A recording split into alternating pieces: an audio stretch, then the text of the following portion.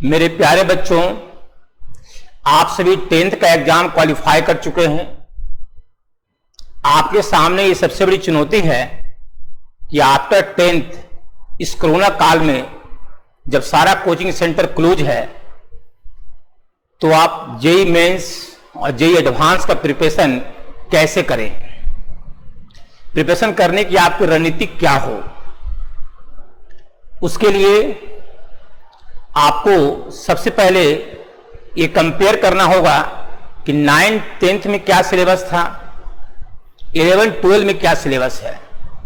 तो 9th 10th में जो सिलेबस आपका था 1.5 साल में आपने जो पढ़ा 9th 10th, उस सिलेबस का जस्ट 10 टाइम सिलेबस आपका 11 12 में है। 9th में जब एग्जाम दिए होंगे तो सिर्फ 9th का क्वेश्चन पूछा गया होगा, 10th का आपने बोर्ड दिया तो सिर्फ 10th का क्वेश्चन पूछा गया होगा। लेकिन जब आप जेई मेंस और जेई एडवांस देंगे तो आपको 11 और 12 दोनों ही क्लास से क्वेश्चन पूछा जाएगा, दोनों ही क्लास के सिलेबस से क्वेश्चन पूछा जाएगा। तो आपका सिलेबस जब 10 टाइम्स इंक्रीज कर गया है तो स्वाभाविक है कि आप जितना परिश्रम 9th 10th में पढ़ने के लिए कर रहे थे उससे अधिक परिश्रम आपको 11 12 में करना होगा। अगर 9th 10th में आप 2 to 3 आवर पढ़ रहे थे सेल्फ स्टडी के लिए तो 11 12 में आपको 5 to 6 आवर पढ़ना होगा, 7 आवर पढ़ना होगा at least self study, no tuition. मतलब ट्यूशन छोड़कर 5 से 7 घंटा आपको एवरीडे पढ़ना होगा। 9th 10th में सिलेबस बहुत छोटा था तो आप रिवीजन के लिए कोई खास रणनीति नहीं भी बनाए होंगे तो भी सिलेबस आसानी से आप रिवाइज कर ले रहे होंगे। लेकिन यहां पर 11 12 में आपका सिलेबस 10 टाइम्स इंक्रीज कर गया है, इसलिए आपको इसको रिवाइज करने के लिए एक प्रॉपर रणनीति तैयार करना होगा।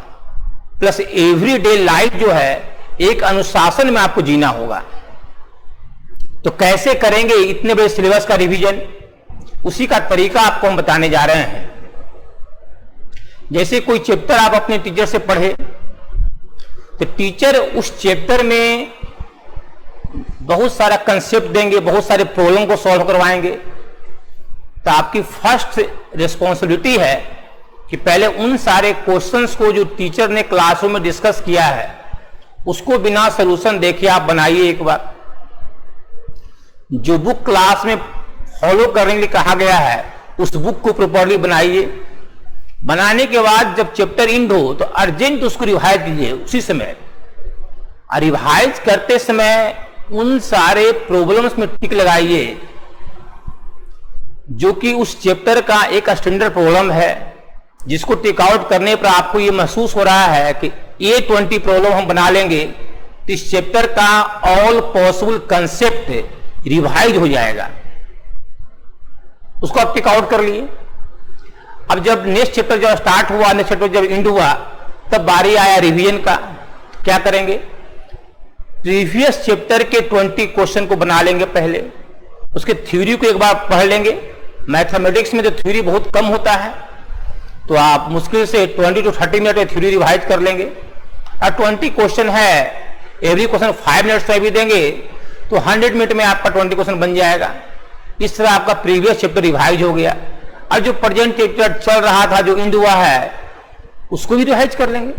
और फिर उसमें भी 20 क्वेश्चन हम लोग डिसाइड कर लेंगे या 25 क्वेश्चन डिसाइड कर लेंगे कौन 25 बेस्ट क्वेश्चन है जो हमारे नोटबुक में है, जो हमारे असाइनमेंट में है या जो हमारे बुक में है, जिसको हमको इन फ्यूचर रिवीजन के लिए रखना है। और ये प्रोसेस हम लोग एवरी चैप्टर में करेंगे। जब इस प्रोसेस को करते हुए आप आगे बढ़िएगा, जब आप 12 में जाइएगा तो उसमें भी आप 11 के चैप्टर को रिवाइज करते रहिएगा। तो आप सोच रहे होंगे सर 12 में जब जाएंगे तब तक 11 में बहुत सारा चैप्टर समाप्त हो चुका रहेगा, तो उतने सारे चैप्टर कैसे रिवाइज करेंगे। बहुत ही सिंपल है, आप एवरी संडे 4 चैप्टर को रिवाइज कर सकते हैं मैथमेटिक्स में। कैसे, क्योंकि जिस चैप्टर को आप आफ्टर 11th रिवाइज कर रहे हैं वो चैप्टर पहले भी कई बार रिवाइज किया जा चुका है। ऑटोमेटिक उन सारे चैप्टर में आपका स्पीड भी आ चुका है, यानी कि आपका रिवीजन का स्पीड इंक्रीज कर चुका है। दिक्कत उन बच्चे को होता है जो लगातार 11th में पढ़ते जाते रिवाइज नहीं करते हैं, और अचानक जब 12 में जाते हैं तब वो सोचते हैं कि अब रिवीजन करना चाहिए। तो परिणाम क्या होता है? तो उनका रिवीजन टाइम एवरी चैप्टर का इंक्रीज कर जाता है। अब उनके लिए रिवीजन करना एक पहाड़ के समान होता है, पहाड़ के खोदने जैसा उनके लिए रिवीजन करना होता है, मतलब मुश्किल होता है। वो जब तक रिवीजन कर रहे होते हैं तब तक 12 का टॉपिक आगे बढ़ रहा है, वो प्रॉपरली सॉल्व हो पा रहा नहीं है, उसे कॉन्सेप्ट को प्रॉपरली आप समझ नहीं पा रहे हैं। तो आप सोच रहे हैं कि 11th रिवाइज करें कि 12th रिवाइज करें। इसलिए शुरू से ही फर्स्ट डे जिस दिन से आपने जेईई मेन जेईई एडवांस का प्रिपरेशन 11th में शुरू किया है, उसी दिन से रिवीजन की रणनीति बनानी होगी। और जो चैप्टर 11th के स्टार्टिंग में होगा वो चैप्टर ज्यादा बार रिवाइज होगा, क्योंकि हर 15 डे या शुरू में हर 7 डे पर आप रिवीजन कीजिए, और हर 7 डे पर जब रिवीजन करेंगे तो जो चैप्टर इनिशियली पढ़े हैं वो ज्यादा बार रिवाइज होगा 11th के एंड होने तक। ऑटोमेटिक जब 12 में जाएंगे तो उस चैप्टर को रिवाइज करने में आपको कम टाइम लगेगा। इस तरह आप प्रीवियस चैप्टर के रिवीजन टाइम को रिड्यूस करते हुए आगे बढ़ सकते हैं।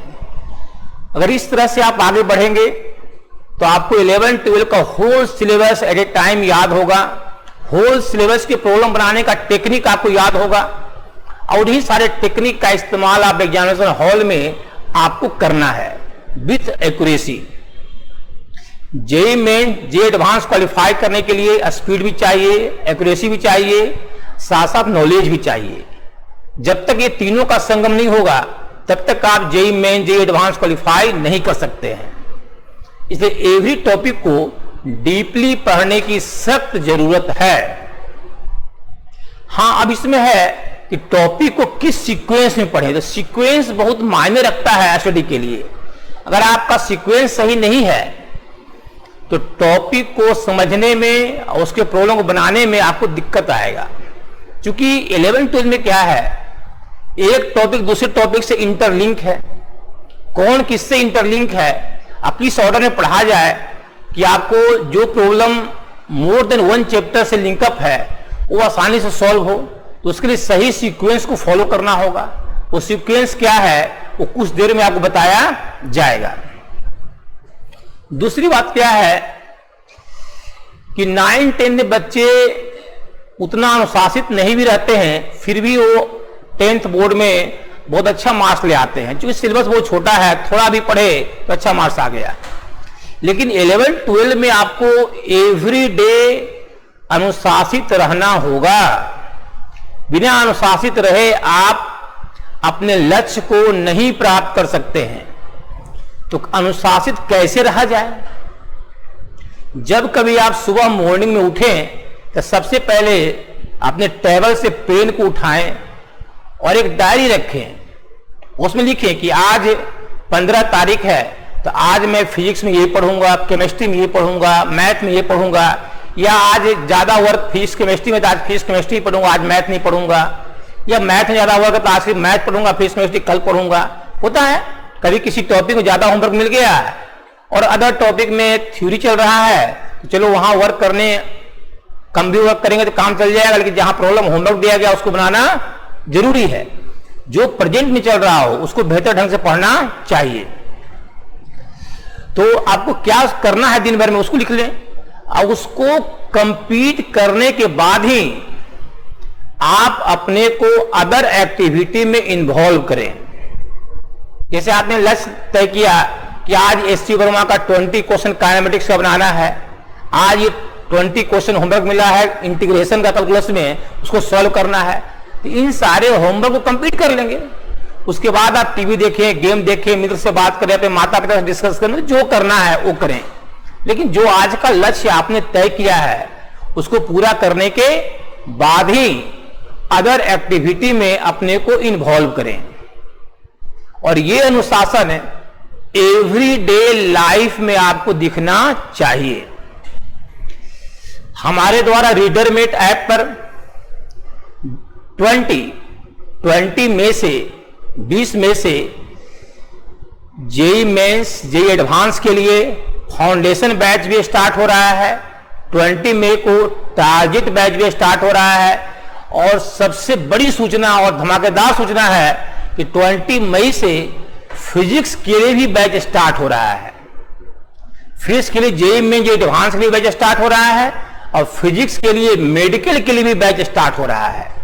तो 4 बैच 20 मई को रीडरमेट ऐप पर स्टार्ट हो रहा है।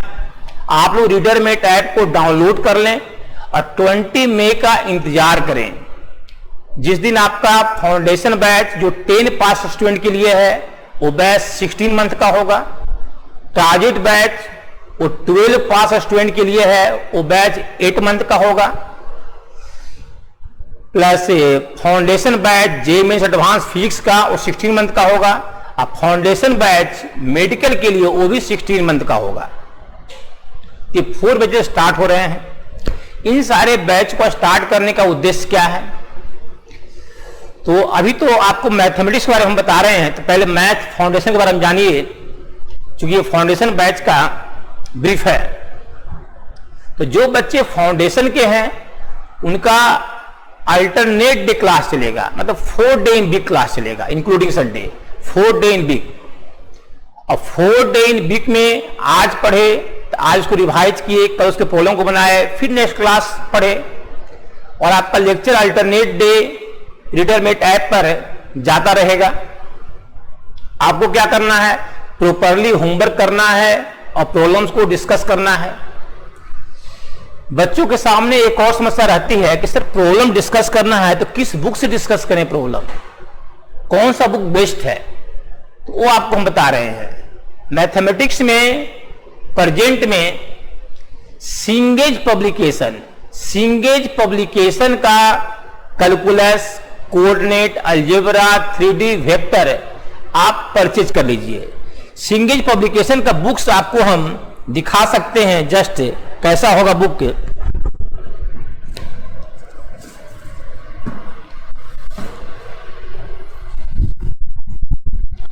देखिए ये बुक है जी तिवानी का, ये बुक है और ये बुक भी जी तिवानी का है। ये आपका जो है जस्ट अलजेब्रा का बुक ये है और ये बुक आपका तक कैलकुलस का बुक ये आपका है। तो सिंगल पब्लिकेशन के बुक में क्या है कि एवरी चैप्टर में मोर देन 100 प्रॉब्लम है। जितना अधिक से अधिक प्रॉब्लम मैथमेटिक्स में आप प्रैक्टिस करेंगे उतना ज्यादा आप में स्पीड आएगा और एक्यूरेसी आएगा। और आप फिजिक्स की तैयारी कर रहे हो चाहे मैथ की प्रिपरेशन कर रहे हो, दोनों ही परिस्थिति में आपको more and more problem solve करना है। क्योंकि जेईई मेन जेईई एडवांस में फॉर्मूला नहीं पूछता है, प्रॉब्लम पूछता है। तो जो पूछता है उसका मोर एंड मोर प्रैक्टिस करना होगा। कैसे करेंगे प्रैक्टिस? तो एवरी चैप्टर में आपको सफिशिएंट थ्योरी देंगे और बहुत सारा सैंपल ऑफ प्रॉब्लम क्लास में डिस्कस करेंगे। आप उन सारे थ्योरी को समझकर याद करेंगे, साथ साथ जो सैंपल ऑफ प्रॉब्लम्स बहुत सारा दिया जाएगा उसको आप प्रैक्टिस करेंगे, बिना सोचने देके बनाएंगे। तब आप में इतनी समझ विकसित हो जाएगी कि जो बुक रिकमेंड किया गया है सिंगेज पब्लिकेशन का वो आसानी से बन जाएगा। ट्रिगो में आप एसएल लोनी की बुक को भी फॉलो कर सकते हैं। अलजेब्रा में कोई स्पेसिफिक बुक उतना अच्छा नहीं है, ऐसे अलजेब्रा में एपीजीपीएचपी अच्छा दिया हुआ है। हॉलैंड नाइट की बुक में परम्यूटेशन कॉम्बिनेशन अच्छा दिया हुआ है बर्नार्ड एंड चाइल्ड की बुक में।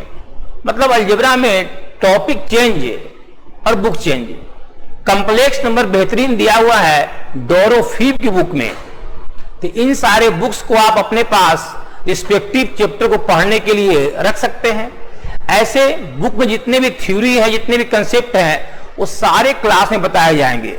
और ऑल टाइप्स प्रॉब्लम जो इन सारे बुक्स में प्रोवाइड किए गए हैं उन सारे प्रॉब्लम को हम क्लास में डिस्कस करेंगे। कैसे आप जज करेंगे कि आपका ये चैप्टर बहुत ही बेहतरीन हो गया है? तो उसको जज करने का बहुत सिंपल तरीका है। जैसे मान लिया आपका कॉम्प्लेक्स नंबर चैप्टर इंड हो गया, तो क्वेश्चन बैंक ले लेंगे 2020 का, 21 का, 2019 का, 18 का।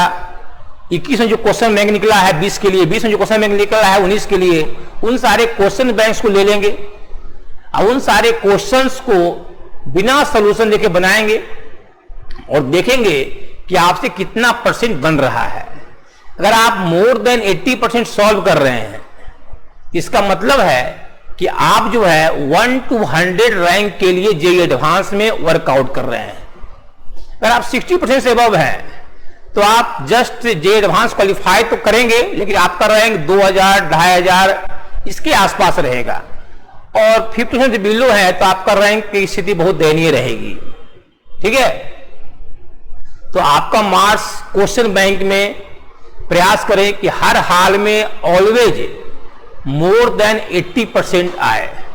क्योंकि होता क्या है कि आपने कंप्लेक्स अभी जस्ट पढ़ा है, तो जस्ट पढ़ा, जस्ट आप क्वेश्चन बैंक बना रहे हैं, तो all concept and problem approach आपके माइंड में रोटेट कर रहा है, तो उस समय ऑटोमेटिक है कि आपको मार्क्स ज्यादा आएगा, मतलब मोर देन 80% मार्क्स आएगा। और जब होल सिलेबस का एग्जाम दीजिएगा तो उस समय भी कंसेप्ट रोटेट करेगा, लेकिन उसका थोड़ा स्पीड कम जाएगा, तो उस केस में मार्क्स भी हो सकता है 80% थोड़ा कम आए। अगर ज्यादा आता है तो आप 1 to 10 रैंक के लिए कंपीट करेंगे। एडवांस में आपका रैंक 1 to 10 रहेगा, मेंस में नहीं, एडवांस की बात कर रहे हैं। मेंस में आप 80% सॉल्व करेंगे तो रैंक 1 to 10 आपका नहीं आएगा, उसके लिए मोर देन 90% मार्क्स आपको लाना पड़ेगा मेंस के लिए। कभी कभी तो बच्चे 100% मार्क्स भी मेंस में ले आते हैं। एडवांस का बात हम कर रहे हैं। हाँ, तो एक क्या कह रहे थे कि आपको अनुशासन में रहना है। तो जो बच्चे एवरीडे अनुशासित तरीके से पढ़ेंगे वो जरूर से जरूर अपने लक्ष्य को पाने में सफल होंगे।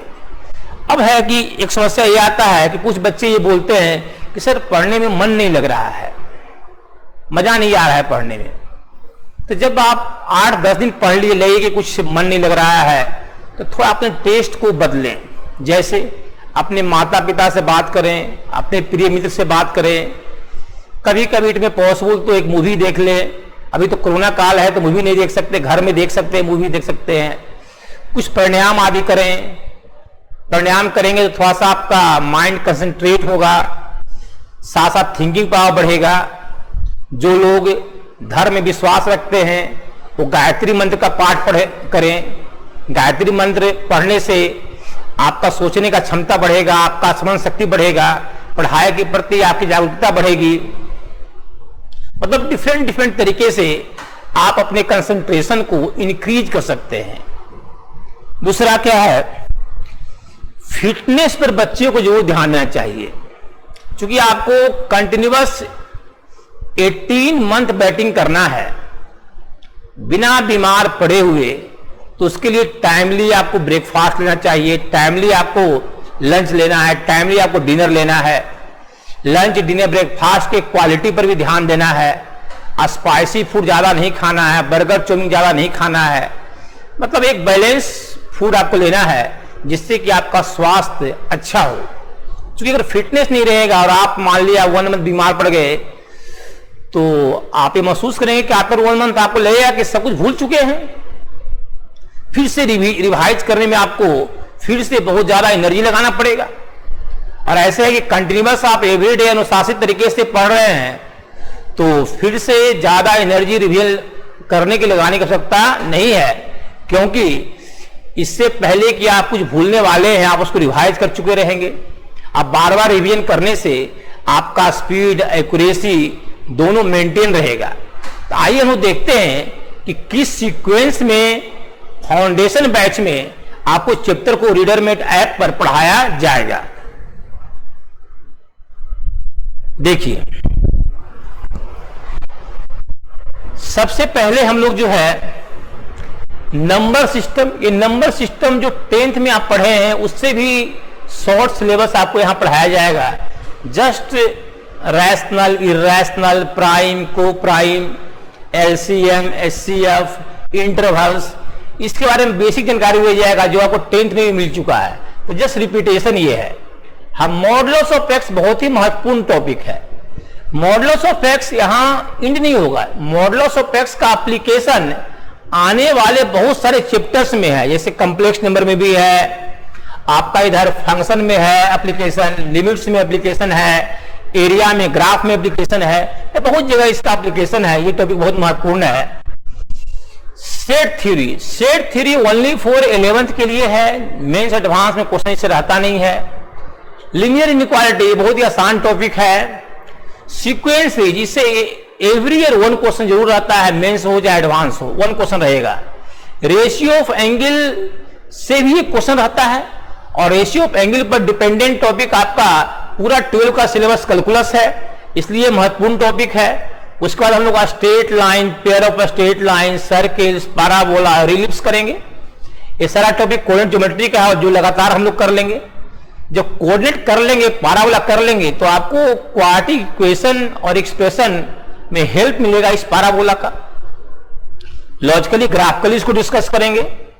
कॉम्प्लेक्स नंबर जो आप पढ़ेंगे, तो कॉम्प्लेक्स नंबर में आपको हेल्प मिलेगा स्ट्रेट लाइन और सर्किल्स का। हाँ, बायनोमियल थ्योरम हम लोग पढ़ेंगे डीपली, लेकिन थोड़ा सा यहां दिक्कत होगा। क्या दिक्कत होगा? बायनोमियल में जो सीरीज है उसमें हम लोग आगे इंटीग्रेशन का यूज करते हैं, तो हो सकता है कि इस टॉपिक को थोड़ा हम लोग लेट भी कर सकते हैं, क्योंकि आप डिफरेंशिएशन से बना लेंगे तब पढ़ेंगे बायनोमियल, तो उसके पढ़ने का लेवल थोड़ा सा अप हो जाएगा। परम्यूटेशन कॉम्बिनेशन बहुत महत्वपूर्ण टॉपिक है और इंडिपेंडेंट टॉपिक है। बायनोमियल कम से कम तो 2-3 क्लास होने के बाद ही एक कोई टॉपिक चलेगा, और बायनोमियल का हाफ पार्ट इंटीग्रेशन के बाद होगा। बायनोमियल में हम लोग कोएफिशिएंट निकालने आदि के लिए सीख लेंगे, और उसके बाद परम्यूटेशन कॉम्बिनेशन स्टार्ट कर देंगे। आफ्टर परम्यूटेशन कॉम्बिनेशन प्रोबेबिलिटी पढ़ेंगे। एवरी ईयर 1 क्वेश्चन कम से कम रहेगा ही, आपको जेईई में एडवांस में 2-3 भी पूछता है। फिर डिटरमिनेंट मैट्रिसेस 12 का टॉपिक है। रिलेशंस ओनली फॉर बोर्ड के लिए है, कभी कभी मेंस में क्वेश्चन आता है रिलेशन से, इसलिए पढ़ना जरूरी है। फिर ये limit, differentiation, inverse function VVI topic है, बहुत ही डीपली पढ़ाया जाएगा। कितना सिंपल लिखा गया फंक्शन, लेकिन ये 1 मंथ चलेगा। ग्राफ बहुत ही महत्वपूर्ण टॉपिक है एरिया के लिए। कंटिन्यूटी, डिफरेंशिएबिलिटी, ये सबसे क्वेश्चन आता है। अभी का दौर है कि लगभग एवरी चैप्टर से 1 क्वेश्चन आपको एग्जाम में आ ही जाता है। हाँ, आपके सर 38 चैप्टर है, तो क्या 38 क्वेश्चन आएगा? नहीं, 38 क्वेश्चन आपको एग्जाम में नहीं आएगा। तो कुछ क्वेश्चन ऐसा रहता है जो मोर देन 1 चैप्टर को कनेक्ट करता है, तो एक क्वेश्चन से ही 2-3 चैप्टर को हम पूछ लेते हैं। तो इस तरह का काम भी जेईई मेंस से एडवांस करता है, उस तरह से क्वेश्चन को रिड्यूस करते हुए लोग हैं। रेट मेजर, रॉस, मीन, ये सब इंपॉर्टेंट टॉपिक है। और ये जो लीनियर प्रोग्रामिंग है ओनली फॉर 12th बोर्ड के लिए है, ये जेईई में जो एडवांस सिलेबस में नहीं है, लेकिन बोर्ड पर्पज से इसको पढ़ाया जाएगा। रेट मेजर से भी इंडिपेंडेंट क्वेश्चन जेईई में एडवांस में नहीं आता है, लेकिन बोर्ड पर्पज से पढ़ाया जाएगा। रॉस और मीन वैल्यू थ्योरम से क्वेश्चन है जेईई में एडवांस में आता है, तो हम डीपली इसको पढ़ेंगे। डिफिनिट इंटीग्रेशन, लिमिट सम देखिए बोर्ड के लिए महत्वपूर्ण है। कभी कभी क्वेश्चन इसमें मेंस से भी आता है, मेंस में भी आता है लिमिट सम से। और एरिया, ग्राफ पढ़ चुके तो एरिया आसान पढ़ना होगा। डिफरेंशियल इक्वेशन इंडिफिनिट पढ़ चुके हैं तो डिफरेंशियल इक्वेशन पढ़ना आसान होगा। स्ट्रेट लाइन पढ़ चुके हैं तो 3D पढ़ना आपके लिए आसान होगा। वेक्टर्स तो फिजिक्स में भी पढ़ना और मैथ में पढ़ना है, तो 2 पढ़ाया जाएगा। फिजिक्स में भी पढ़ाएंगे वेक्टर आपको, अब मैथ में भी पढ़ाएंगे आपको वेक्टर। इस तरह से हम लोग पूरे 16 मंथ में इस सिलेबस को एंड करेंगे। और हम लोग यहां से जैसा स्टार्ट करेंगे, और 20 मई से हम लोग का सिलेबस स्टार्ट हो जाएगा। और आज जो कुछ भी बताया गया है उसको ध्यान से आप उसको नोट कर लें, और अपने माइंड में एक सेट कर लें कि हमको जेईई में जे एडवांस के लिए किस हद तक अनुशासित रहना है। और अनुशासित रहने का आज आप प्रण कर लें कि बिल्कुल अनुशासन में रह करके सर के बताए गए मार्ग को हम फॉलो करेंगे। और मैथमेटिक्स में रिवीजन बेहद आसान है। एवरी चैप्टर 20-25 क्वेश्चन को रिवाइज करना कोई मुश्किल काम नहीं है। आप एक दिन में 4-4 चैप्टर 100% बनाकर 4-4 चैप्टर एक दिन में आप रिवाइज कर सकते हैं अगर आप चाहेंगे तो। और जैसे जैसे चैप्टर आप रिवाइज बार बार करते जाएंगे, हर चैप्टर का रिवीजन टाइम रिड्यूस करता जाएगा। और जैसे जैसे रिवीजन टाइम रिड्यूस करता जाएगा, वैसे वैसे आप सफलता के करीब पहुंचते जाएंगे। हाँ, एक और समस्या बच्चों में देखते हैं, कुछ बच्चे में क्या होता है, पढ़ने बैठते हैं और इस तरह झुकते हैं, इस तरह झुक रहे हैं। तो जो बच्चे पढ़ने बैठे और झुकने लगे तो उनके लिए सरल उपाय है, वो जब भी पढ़ने के लिए बैठे तो टेबल और चेयर लेकर बैठे, चेयर पर बैठकर पढ़ें, और जब नींद आए तो टेबल पर ही सर रखकर सो जाएं। तो आप देखेंगे जब टेबल पर सर रखकर आप सोएंगे तो मुश्किल से 15-20 मिनट सोएंगे, उसके बाद नींद ऑटोमेटिक आपका टूट जाएगा। उसके बाद हल्का पानी पिए या हल्का कुछ अपने चॉइस का कुछ खाएं और फिर पढ़ाई चालू कर दें। फिर 1-2 घंटा पढ़े, फिर नींद आने लगा, फिर सो गए, फिर 15 मिनट सोए, फिर उठे, फिर थोड़ा सा रूम में घूमे, फिर पढ़ने बैठ गए। इस तरह 2-3 राउंड किए, 5-6 घंटा पढ़ लिए, और जब 6 घंटा पढ़ लिए, एवरीडे सेल्फ स्टडी कर लिए नियमित रूप से, तो आप जेईई मेंस जेईई एडवांस दोनों क्वालिफाई कर सकते हैं पेयरिंग में। ये कोई मुश्किल काम नहीं है। मुश्किल उन बच्चों के लिए है जो अनुशासित तरीके से सही सीक्वेंस में, सही ऑर्डर में इन सारे चैप्टर्स को नहीं पढ़ते हैं। हाँ, एक और ध्यान रखें, कोई भी चैप्टर सुपरफिशियल नहीं पढ़ें। जब भी आप JEE mains JEE advance syllabus पढ़ें तो डीपली पढ़ें। डीपली मींस इस लेवल तक पढ़ें कि क्वेश्चन बैंक जो है मेंस एडवांस का बहुत ही आसान तरीके से आपका बन जाए। तो आप 20 तारीख से क्लास के लिए तैयार हो जाएं, अपने को मेंटली प्रिपेयर कर लें, और 20 के बाद 20 से हम लोग कंटिन्यूअस अल्टरनेट डे आपका 1 lecture JEE mains JEE advance साथ साथ 12 बोर्ड को ध्यान में रखते हुए आपका आता रहेगा, और लगातार आप पढ़ते रहेंगे और धीरे धीरे आपका सिलेबस पूरा हो जाएगा। अब बीच बीच में कुछ क्लास आपको हम लाइव भी देंगे। उस लाइव क्लास में आप हमसे अपना डाउट पूछ सकते हैं, मतलब डाउट के लिए लाइव क्लास देंगे। जिन बच्चों को जो भी डाउट होगा वो लाइव क्लास में पूछ सकता है, और उसको एट ए टाइम उसके डाउट को दूर किया जाएगा। Thank you.